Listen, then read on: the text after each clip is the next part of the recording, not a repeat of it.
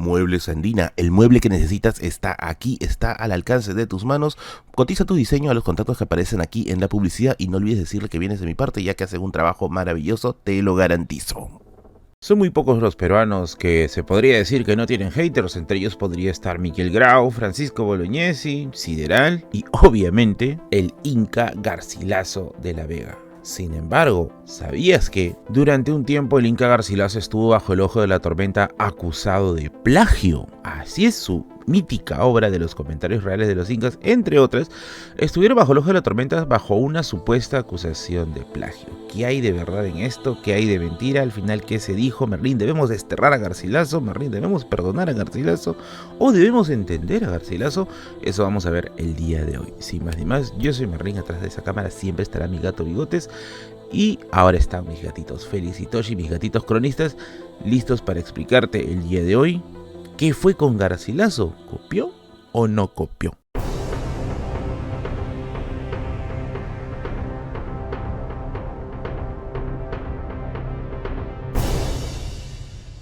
La obra máxima de Garcilaso de la Vega es esta, los comentarios reales de los incas. Disculpen si está cochinito, pero de verdad a veces el polvo acá es bien fregado. Y es que esta obra es una de las más conocidas para poder abordar el mundo incaico. Los comentarios reales de los incas fueron publicados en dos épocas, o mejor dicho, en dos momentos distintos, una en 1609 y otra en 1617. Ojo, lo que vamos a comentar en esta primera parte está basado netamente en el artículo del historiador Quirós Chueca, quien justamente te lo dejo aquí en la pantalla para que lo busques en Google, ya que es un artículo de descarga libre, legal y gratuita. Estas dos partes hizo sospechar a mucha gente de ¿por qué se hizo de esta forma? La primera parte es la que conocemos todos como los comentarios reales y la segunda es una llamada historia general del Perú. A ver, si podemos decir algo de la obra de Garcilaso es que es una obra conciliadora, intenta agradar tanto a españoles como a indígenas, y esto quizá podría deberse a la tradición mestiza de Garcilaso.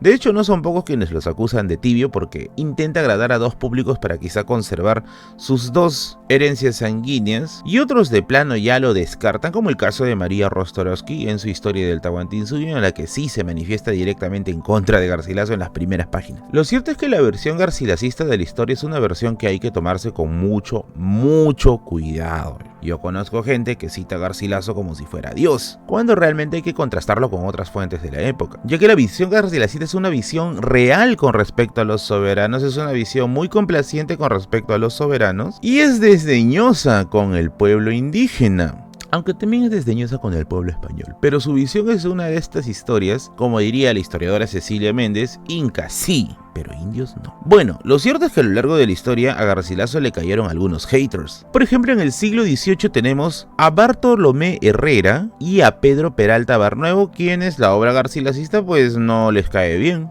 Llega un punto incluso en la historia del virreinato en que la obra garcilacista llega a ser subversiva, por lo que hay un cuidado con respecto a su libro. Porque sí, en la historia del Perú se han censurado libros y varias veces. Si quieres saber más de este momento, rellena de likes este video y te hago un video acerca de cuántas veces censuraron libros en la historia de nuestro rico país, algunos de ellos hace muy poco tiempo. De hecho, luego de la gran rebelión de Túpac Amaru, la obra de Garcilaso va a estar vetada, ya que se dice que incentivaba a la gente a tener una suerte de identidad lo suficientemente sólida como para poder hacer una nueva rebelión, por lo que Garcilaso va a ser prohibido. Más adelante, para el historiador Guillermo Prescott, un historiador de la Universidad de Harvard, Garcilaso tampoco le caía. De hecho, él comenta en su obra con respecto a la conquista del Perú de que Garcilaso era simplemente un cuentista, no debía ser tomado como un cronista serio. Ahora, escúchame aquí, chibolo Quinoavena Tres Ositos. ¿Cuándo Garcilaso se convierte en la figura que hoy tenemos como una suerte de peruano universal, como una suerte de peruano que encarna el mestizaje? Esto se debe a nuestra falta de autoestima. Y sí, para inicios del siglo XX ocurre el gobierno de la reconstrucción nacional. Y si no sabes qué es eso porque has estado comprando diamantes para Free Fire cuando tu profe te estaba explicando, te lo explica el tío Merlín. Después de la guerra con Chile, el Perú queda radicalmente destruido. Acuérdate que esta guerra va de 1879 a 1883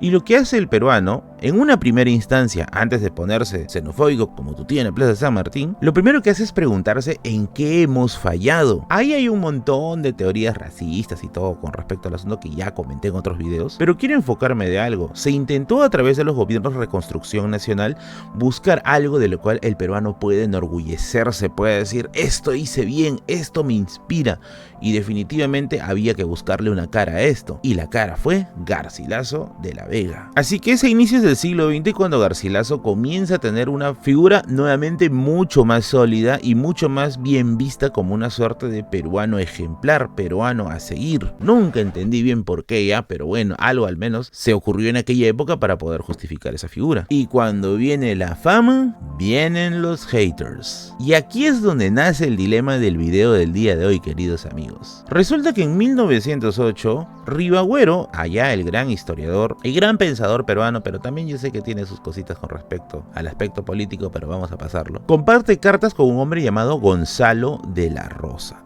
¿Qué hay en estas cartas, tío Mewi? Pues resulta que González de la Rosa acusa a Garcilaso de la Vega con respecto a haber plagiado la obra de los comentarios reales de los incas, y una más que ahorita te voy a mencionar. ¿Cuáles son los puntos de González de la Rosa para la crítica y la acusación de plagio a Garcilaso? Pues vamos a verlos acá. La primera de ellas apunta a otra obra de Garcilaso, La Florida del Inca, pues él comenta de que es prácticamente la obra Diálogos de Amor, escrita por León Hebreo en Venecia. Segundo, y aquí quiero que pares bien las antenitas, que la obra de Garcilaso de la Vega es una copia de la obra del padre Blas Valera, porque según González de la Rosa, Garcilaso no era cusqueño, por lo tanto no conocía el incanato, ya que él era de Chachapoyas. Esto está bien interesante. ¿Por qué? Porque aquí estamos metiendo a una persona muy misteriosa en la historia del Perú, que es el padre jesuita Blas Valera. Y si probablemente vives ahí desconectado de la realidad, bien de streamers, o bien de speed ladrar por 50ª vez, te explico quién es el padre Blas Valera, y para eso vamos a chapar dos libros bien interesantes. El primero de ellos es Los Cronistas del Perú, de Raúl Porras Barnechea. Esta es una edición que a mí me gusta bastante y creo que tengo entendido es la más actualizada. El segundo es Blas Valera, de Íbico Rojas, primer cronista, poeta y lingüista peruano, que tiene un apartado histórico sobre Valera que me encanta bastante. Pero ya, no la hagamos larga. Tío Mewin, ¿quién diablos es Blas Valera? Blas Valera es uno de los grandes misterios de la historia del Perú, ya que se sabe que hizo una obra gigantesca sobre la historia de los incas llamada Historia Occidentalis, pero que hasta el día de hoy no se ha encontrado. De hecho, Raúl Porras Barnechea lo llama el cronista fantasma,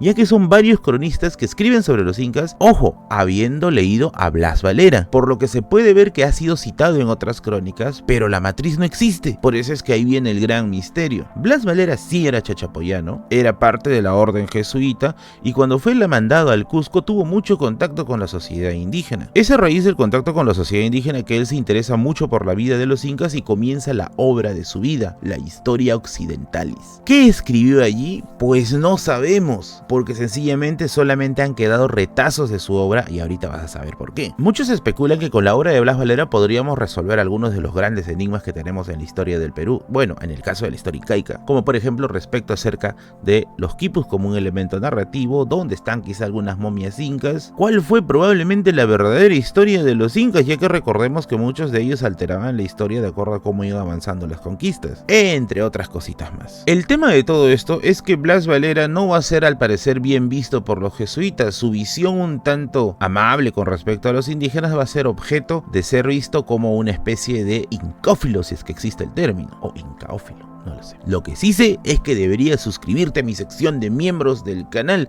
Si quieres saber más acerca de la historia del Perú, la historia del mundo, tengo un montón de directos ahí que están en la sección de miembros. También tengo Radio Misterio, en la que hablamos acerca de mitos del Perú, la Llorona, las cabezas voladoras, el pistaco, la jarjacha y otros seres fantásticos vistos desde una óptica de las ciencias sociales. Ojo, o sea, con una explicación de por medio. Puedes unirte dándole clic aquí al botón unirse y puedes seleccionar el nivel de membresía que te convenza más. 5 soles al mes para ver los streams exclusivos en los que comentamos sobre más libros, y 15 soles al mes para que puedas ver acerca de los misterios del Perú desde un punto de vista de las ciencias sociales. y encima vas a bajar Pepito porque somos un mate de risa ahí adentro. Pero volviendo, se sabe que por ejemplo a Blas Valera también lo llamaron para poder aportar con su conocimiento quechua para el Tercer Concilio Limense. El Tercer Concilio Limense va a ser la razón de la extirpación de las idolatrías posteriormente. Pero eran tan chévere con respecto a los indígenas que dijeron, no man, este man es un poco subversivo, ay no man. Finalmente Blas Valera va a ser desterrado, va a pasar una gran temporada fuera del Perú, específicamente en España. Y aquí es donde viene el tema. Ya hice todo un video acerca de Blas Valera, acerca de su obra y también de los misterios que lo encierra, y si quieres verlo te lo dejo aquí. Lo puedes buscar con el título Este hombre cambiaría la historia del Perú. Pero te lo resumo rapidito. Resulta que estando Blas Valera en España, específicamente en Cádiz, va a suceder un grave incidente. En 1587 los ingleses van a saquear Cádiz. ¿Esto qué significa? Que van a robar cosas. Y ahí la sospecha de que Blas Valera pierde la historia occidentalis y con él finalmente se pierde la esperanza de conocer mejor a los incas. Pero también existe la otra versión de que los saqueadores ingleses avisaron a la gente de Cádiz que iba a ocurrir un saqueo, por lo que se le dio tiempo para poder guardar papeles o cosas que sean de gran valor para que no caigan en manos de ellos. Esos son muy amables, deberíamos tener esos acá. Por lo que cuando llegaron los saqueadores encontraron prácticamente ya una ciudad fantasma. Es allí donde también guarda la esperanza de que Blas Valera se pudo haber llevado su historia occidentalis, que la verdad es lo más probable, y está escondido por ahí en algún lugar. Lo cierto es que a los pocos años de ello, Blas Valera muere. Y con su muerte se desata el gran misterio: ¿dónde diablos está Historia Occidentalis?